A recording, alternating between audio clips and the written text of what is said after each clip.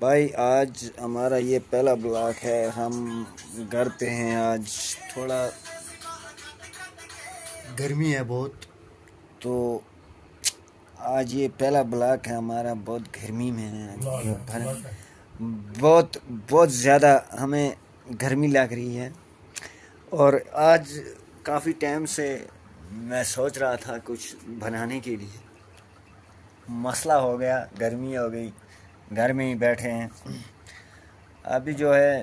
तो ये थोड़ा बहुत आज हमारे मेहमान साहब आए हैं, ये मिस्टर आरिफ साहब ये बैठे हुए हैं और हम थोड़ा एंजॉय कर रहे हैं यहाँ पे फ़ैन के नीचे। तो अभी बाहर का जो आप नज़ारे देख रहे हैं, ये देखिए बहुत गर्मी है, तो काफ़ी गर्मी है। टेम्परेचर कितना है भाई यार?